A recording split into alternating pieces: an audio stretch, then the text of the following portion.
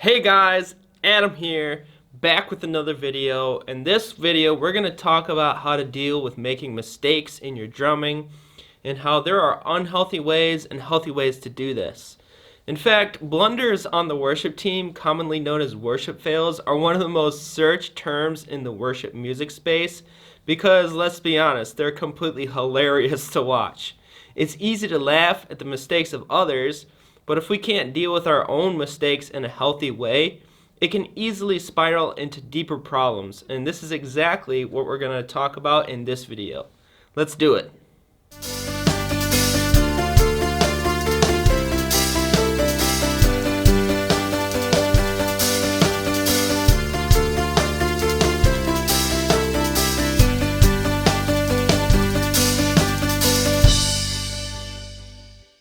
Before we get into how to deal with your worship fails, if you're a church drummer and you haven't subscribed to my channel yet, I would ask that you consider subscribing because the content on this channel and all future content I'm going to make is going to be made specifically with you in mind. More importantly, hit the like button if you would like to help me reach more drummers who play or those who want to learn to play for the Lord. I've been playing drums in church since I could play my first beat, and even after teaching others for over a decade and playing for over 2, I still make mistakes all of the time. Mistakes are simply part of playing, learning, and improving on any instrument. And without that struggle and making those mistakes, the drums wouldn't be nearly as fun because there would be no challenge. The most important aspect to making mistakes is not about never making them, it's more about how you react and recover when they do happen. If you stay tuned all the way to the end of the video, I'll even share with you one of my own top worship fails. If you want to help out my channel, please do not skip to the end because it's going to hurt my video retention and YouTube doesn't like that very much.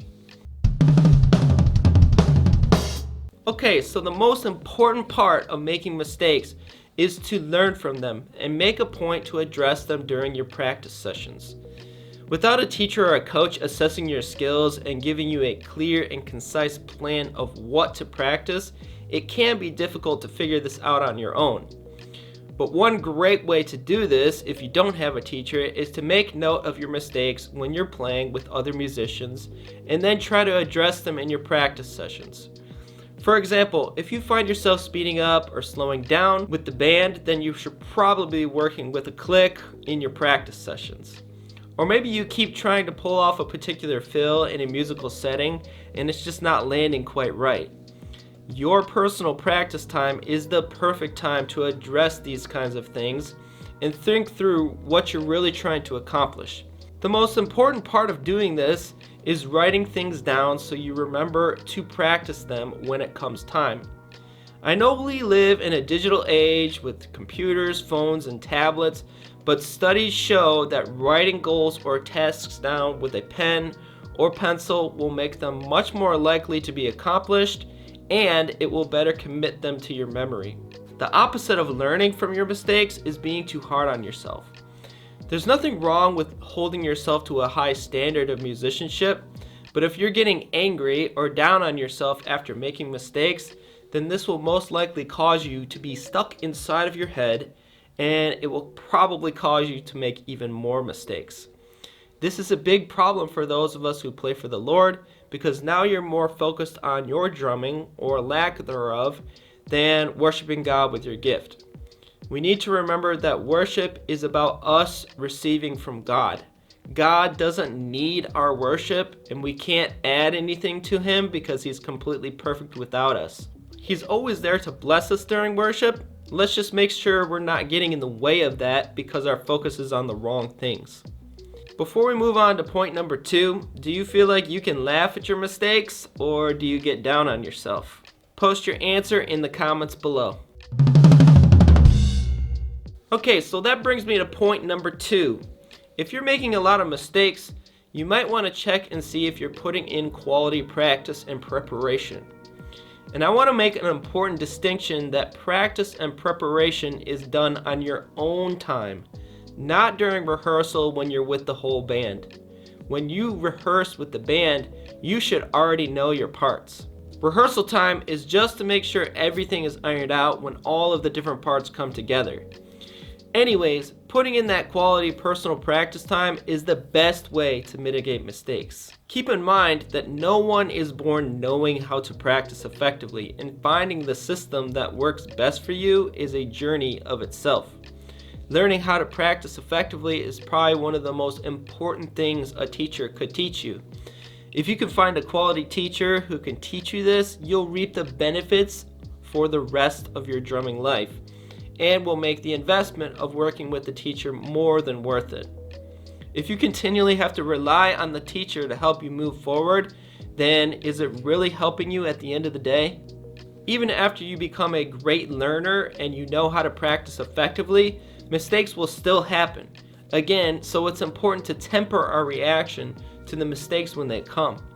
If we can laugh at ourselves as much as we do when we watch other people's worship fails, then I think we're moving in the right direction.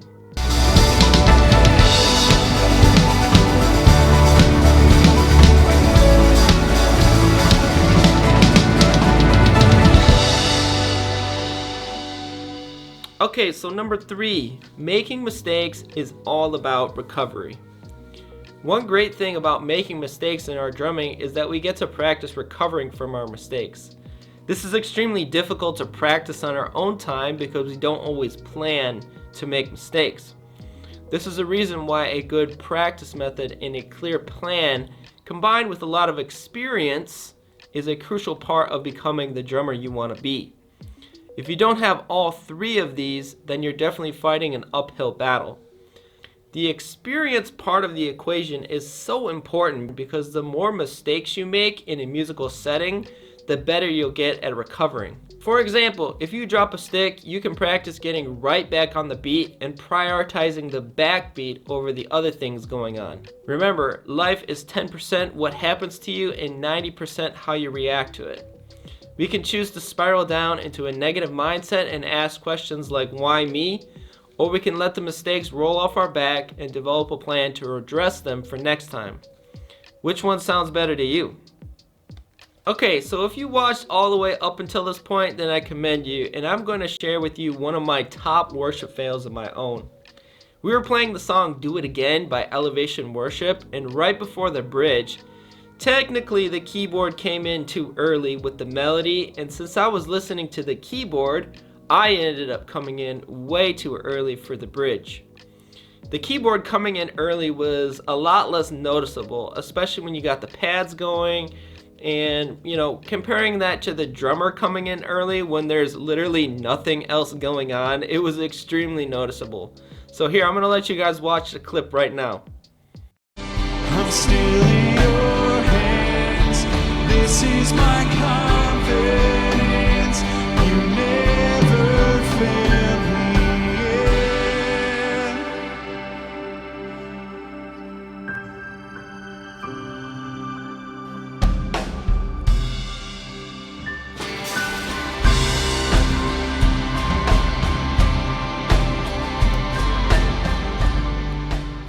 At this point, I can just laugh at it, and at the time I was shaking my head and I was a little frustrated. But what I learned from this is that I need to know the arrangement of the song completely independent of what the other musicians are doing. How many of you have been in a situation where the vocalist misses their cue or slows down and it makes it sound like you don't know what you're doing?